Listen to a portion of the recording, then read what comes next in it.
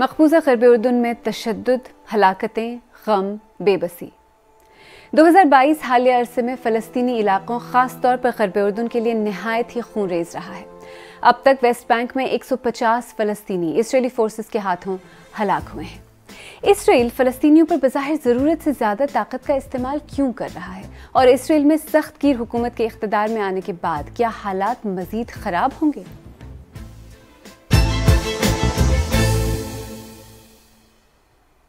میں نام عالیہ ناز کی ہے اور آپ بی بی سی اردو کا پروگرام سیربین دیکھ رہے ہیں۔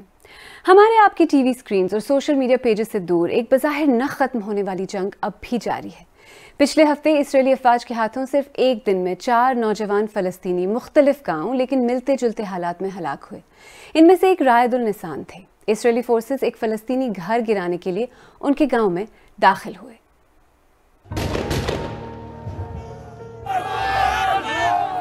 مقبوضہ غرب اردن کا یہ گاؤں اب ایک اور بیٹے کا سوگ منا رہا ہے۔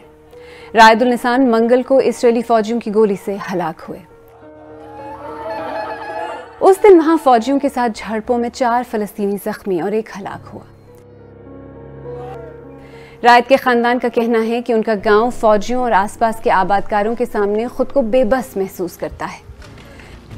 في نفس الدقيقة شفتها أنا من بكيت وراه أنا أرشد أصلا كل مرة برشد وراه بس ما ردش علي طلع هو يضحك والسائل۔ رائد کی موت اسرائیل کی جانب سے طاقت کے بیجا استعمال پر نئے سوالات اٹھا رہی ہے۔ اسرائیل نے رائد النسان کی موت کے بعد کہا تھا کہ فوج نے پیٹرول بم پھینکنے والے ایک مشتبہ شخص پر گولی چلائی تھی، لیکن بی بی سی کو ملنے والی ویڈیو ایویڈنس اور عینی شاہدین کے بیانات سے ایسا لگتا ہے کہ ایسا کچھ نہیں ہوا۔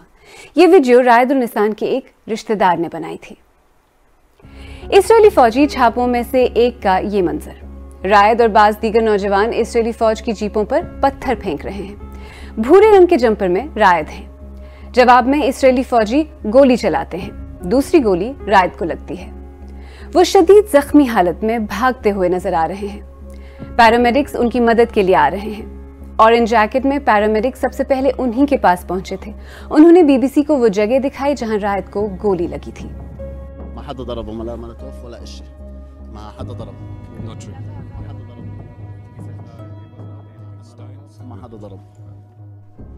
رائد کی عمر صرف 21 برس تھی اور وہ فلسطینی حکومت کی سیکیورٹی فورسز میں شامل ہونے کے لیے تربیت حاصل کر رہے تھے۔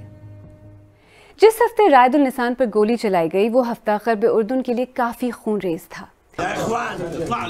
انفیکٹ 2022 پچھلی 2 دہائیوں میں فلسطینیوں کے لیے سب سے زیادہ ہلاکت خیز سال ہے۔ اسرائیلی سیکیورٹی فورسز نے صرف مقبوضہ غرب اردن میں درجنوں فلسطینیوں کو ہلاک کیا ہے۔ ان میں شدت پسندوں کے علاوہ وہ نوجوان فلسطینی بھی شامل ہیں جو چھاپوں، فلسطینی عمارتوں کے ڈیمولیشن اور یہودی سیٹلمنٹس کے خلاف احتجاجاً اسرائیلی سیکیورٹی فورسز پر پتھراؤ کرتے ہیں۔ اسرائیل ان میں سے اکثر کو جائز ٹارگٹ قرار دیتا ہے، مگر انسانی حقوق کی تنظیمیں ایسے اکثر واقعات میں فورس کے استعمال کو غیر متناسب قرار دیتی ہیں۔ بین الاقوامی قانون کے مطابق سیکیورٹی فورسز شہریوں کے خلاف فائر آرمز صرف آخری حربے کے طور پر اسی وقت استعمال کر سکتی ہیں جب انہیں اپنی جان کا خطرہ یا شدید زخمی ہونے کا ڈر ہو۔ اسرائیلی فورسز کے ہاتھوں ہلاکتیں صرف ویسٹ بینک تک ہی محدود نہیں۔ غزہ اور مقبوضہ بیت المقدس میں بھی فلسطینی ہلاکتیں ہوئی ہیں، لیکن سب سے زیادہ ہلاکتیں بظاہر مقبوضہ غرب اردن میں ہوئی ہیں۔ صرف پچھلے 1 ہفتے میں 10 فلسطینی نوجوان اسرائیلی فورسز کے ہاتھوں ہلاک ہوئے۔ اس سال اب تک غرب اردن میں فلسطینی ہلاکتوں کی تعداد 150 ہے اور اسی عرصے میں فلسطینی حملوں میں 30 اسرائیلی ہلاک ہوئے ہیں۔ اگر اس ایسکلیشن کا تھوڑا پس منظر سمجھنے کی کوشش کریں تو ایک فیکٹر شاید فلسطینی علاقوں اور اسرائیل دونوں کی اندرونی سیاست بھی ہے۔ بی بی سی کے رپورٹر ٹام بیٹمن یروشلم میں ہیں۔ یہ سب کچھ سیاسی عدم استحکام کی صورتحال میں ہو رہا ہے۔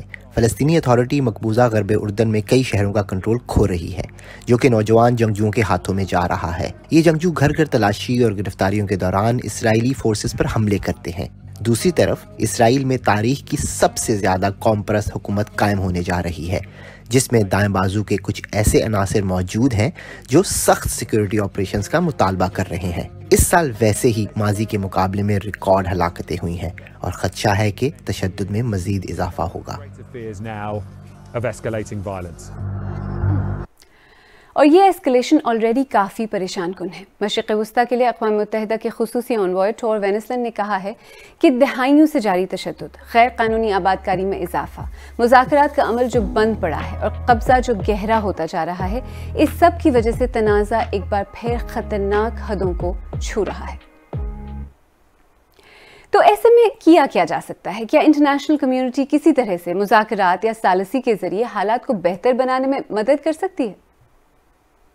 اس وقت کوئی ان کا اسرائیل کے اوپر اثر ہو سکتا ہے کسی کا، وہ یونائٹڈ اسٹیٹس آف امریکہ ہے، لیکن اس کے بھی چوائسیز کافی محدود ہو جاتی ہیں، دائرہ انفلوئنس بہت محدود ہو جاتا ہے جب اسرائیل کی رائٹ ونگ پارٹیز آتی ہیں اور رائٹ ونگ گورنمنٹ آتی ہے۔ میرے خیال میں جس عالمی عناصر کا سب سے زیادہ اثر ہو سکتا ہے وہ ممالک ہیں جنہوں نے حال ہی میں ابراہیم ایکارڈز کو جوائن کیا ہے۔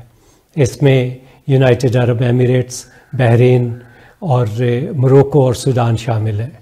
اس کے ساتھ ہی سعودی عربیہ اور عمان کا بھی کافی اثر ہے، اور ایجپٹ، جارڈن اور ترکی تو ایک طویل عرصے سے اسرائیل کے دوست ہیں۔ اب یہ ممالک اگر چاہیں تو امریکہ کی بنسبت بھی زیادہ اثر انداز ہو سکتے ہیں اسرائیل کی فلسطینیوں کے اوپر جارحیت کی پالیسی پر، لیکن یہ اپنے قومی مفادات کے زیر اثر اس وقت کسی قسم کا کوئی اسرائیل پہ دباؤ نہیں ڈال رہے۔ یعنی انٹرنیشنل پریشر شاید ممکن نہیں، اور دوسری طرف اسرائیل کی اندرونی سیاست نے جو موڑ لیا ہے، اس کا مطلب یہ ہے کہ اب حکومت میں ایسی آوازیں شامل ہیں جو فلسطینی مقبوضہ علاقوں میں اسرائیلی فوج کو مزید پاورز دینے اور اکاؤنٹیبلٹی کو ختم کرنے کے حق میں ہیں۔ ویسے کہنے کو تو اس وقت فلسطینیوں اور اسرائیل کے درمیان کوئی جنگ نہیں چل رہی، لیکن کچھ ہی دن پہلے اسرائیل نے غزہ پر یہ کہہ کر پھر بمباری کی کہ وہاں سے راکٹ داغا گیا۔ ایئر سٹرائکس کے علاوہ تشدد اور نوجوان جانوں کا نقصان فلسطینی علاقوں کی روزمرہ کی حقیقت ہے، اور اس کانفلکٹ کی قیمت کسی حد تک اسرائیلی شہری بھی چکا رہے ہیں۔ وقت کے ساتھ ساتھ ایک 2 اسٹیٹ سولوشن کا خواب دھندلا پڑتا جا رہا ہے۔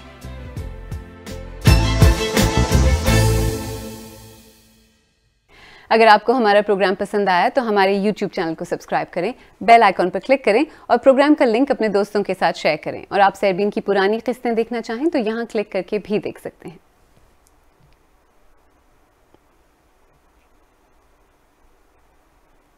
Thank you.